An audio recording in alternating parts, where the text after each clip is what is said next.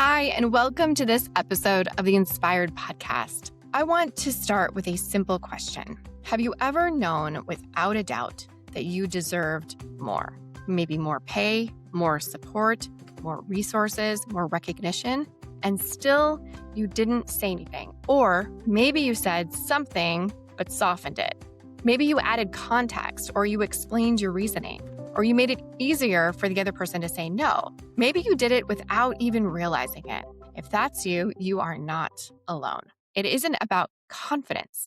This is actually about conditioning. Today, I want to unpack why so many women struggle to negotiate, and more importantly, how to start. Because this starts earlier than most people realize. From a young age, many women are taught explicitly or implicitly to be nice, agreeable, and easy to work with. We're rewarded for being accommodating. We're praised for being flexible.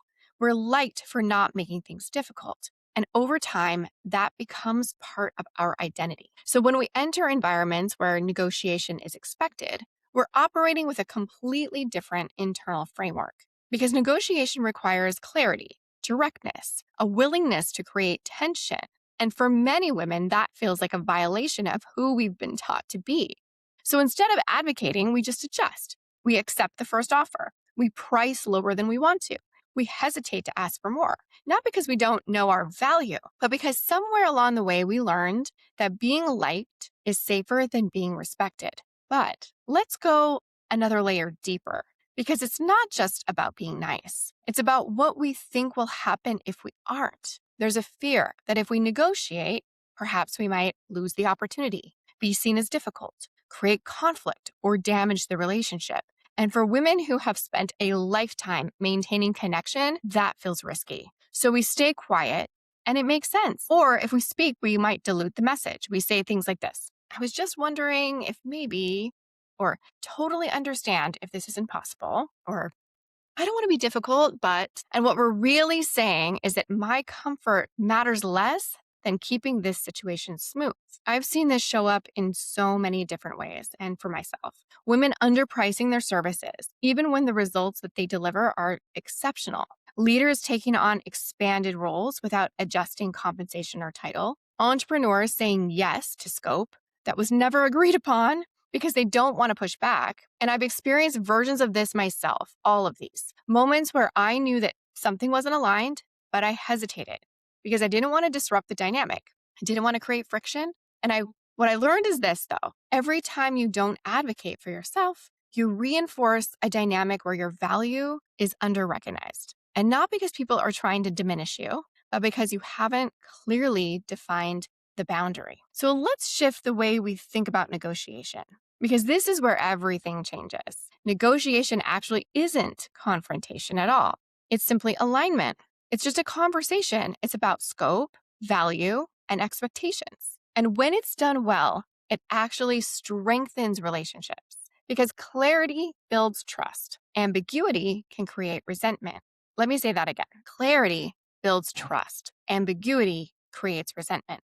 So when you avoid negotiating, you might preserve that particular moment, but you create long-term misalignment. So let's make this real, though, because knowing this is one thing, but applying it is another. Here are a few ways to start. First, normalize the pause. When you're presented with an offer, whether it's a job, a contract, a rate, you don't have to respond immediately. You can say, thank you. This is really helpful. I'd like to take some time to review and come back with a few thoughts. That pause creates space for you to think strategically instead of reacting. Second, use clear and neutral language. You don't need to over-explain.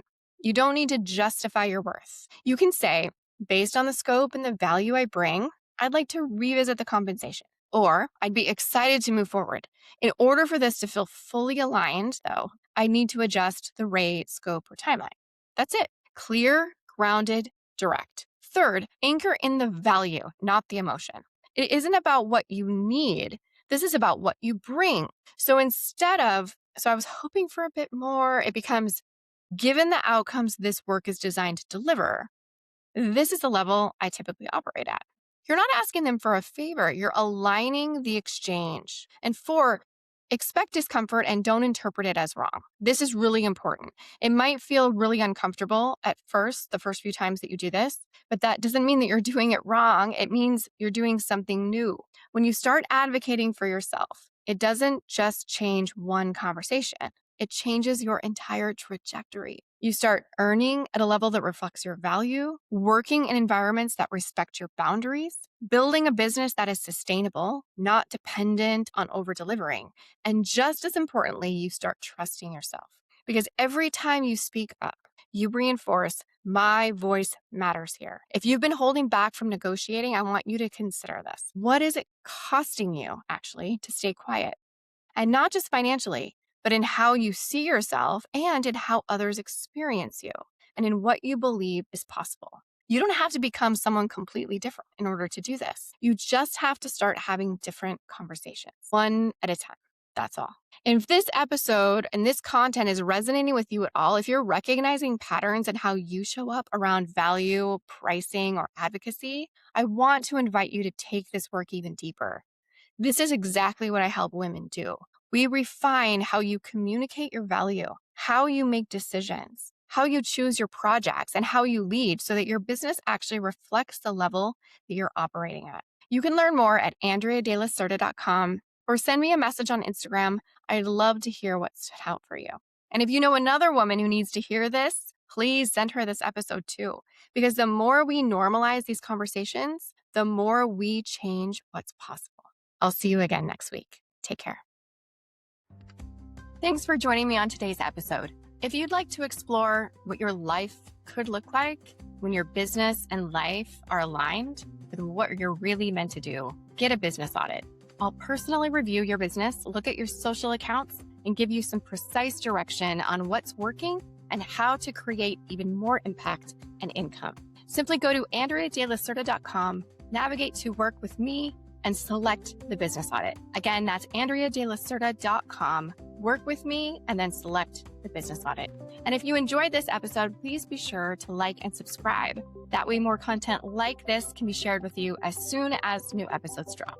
Thanks so much for joining again. See you soon. Take care.